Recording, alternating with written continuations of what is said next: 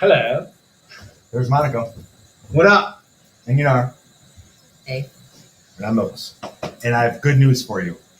Lecture video 7, and it's the Last of the boot camp units. hoorah! Hoorah! We're going to hit up the topic of density and matter, but don't let us forget our target. You have one. Where'd our learning target go? We forgot it. Well, I can dictate it to you. Please. Okay. You got to understand the relationship between density and matter and the concentration of matter in an object and how it's related. Okay.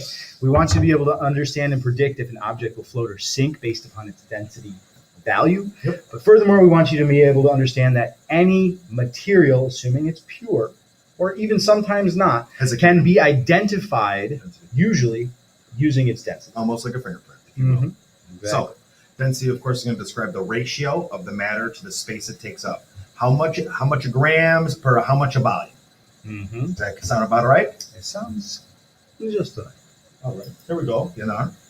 All right. Density is an intrinsic property, and intrinsic means that it doesn't matter how much of your stuff you have, it's going to be the same no matter what. Right. And what's the other piece in there too? How much stuff or its Temperature. there you go. So you can heat the gold up and the density of the gold doesn't change. As long as it's still solid, I guess. Mm-hmm. That was You don't want to heat it up, bothering but guess what? Generally, I don't think we can melt the gold at home. I think its melting point is too high for us to get it up there.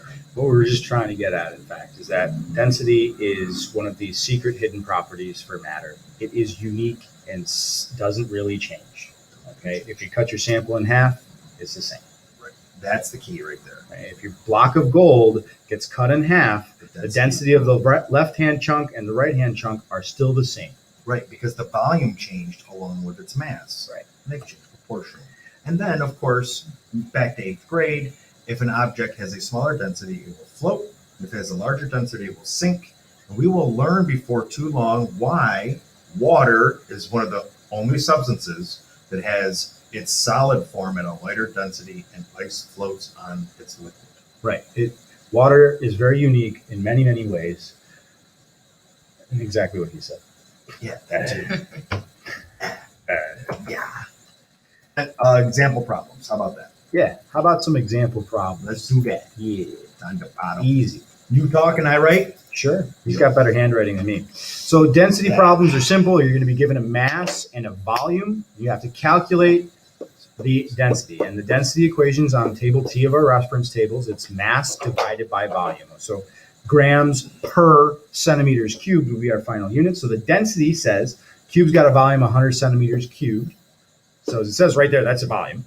And a mass of 150 grams. So that's there, right, your mass. What is the density? Yeah, and this is the plug and chug piece, Yep. or the plug part, right? So I'm So gonna do. D equals. I gotta do 150 over 100. Oh, and I can do this in my head. That's gonna be on a 1.5 grams per centimeter centimeter cubed. cubed. That would be the answer. Beautiful. And now what we get to use it for is figuring out what the identity of the object or what if it would float or sink. Ooh. Water has a density of 1.0, and the density we just figured out was 1.5 grams per centimeter cubed. So this density is larger or smaller than that of water. So it's got to float, right? Ooh.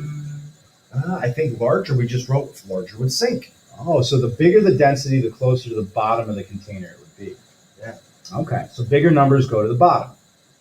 Bigger hits the bottom. That's a great way to remember if something's going to float or sink. Nice. Bigger ones hit the bottom.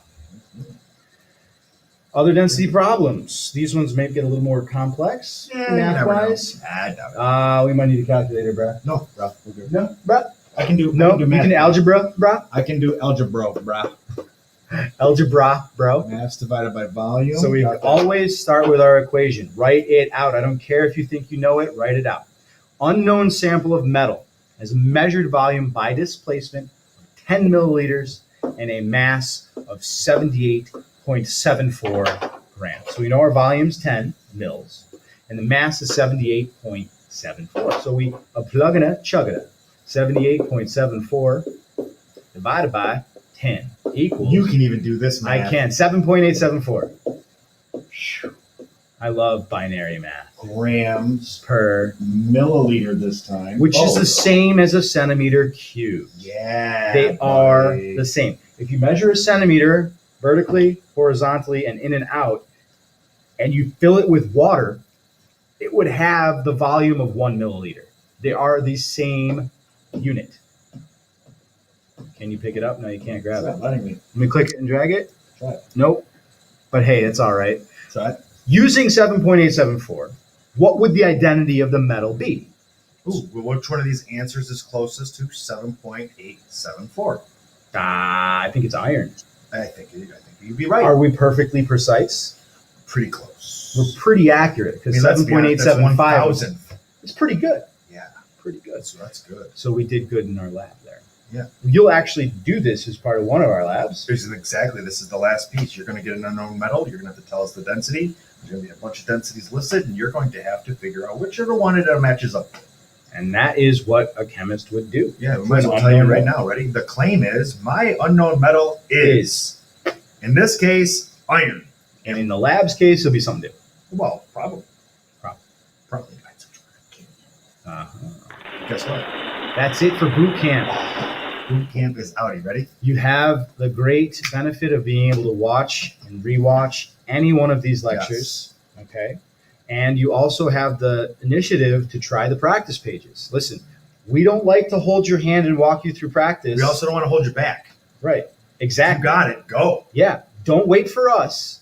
Show us that you got this, and we will promote you onto the next material. Right. And besides, anyways, it helps you if you do get stuck. That's no crime. That gives you questions to ask in class. And then maybe when we go over it on the board the Right. next day, it clicks for you and you're all good. And maybe you got to ask a question. And that's okay too. That's if you would never have that question if you didn't try. Right. Exactly. So He did say we were done, all right? see ya in the next unit, atomic theory. Yeah. Unit 1. We're going to do some chemistry now. Bye, guys. Click the button and turn off the video. What's going on, bro? Where's the button? Bruh. Bruh. That's fun. There we go. Bye Ah, again. whew. Bye for real.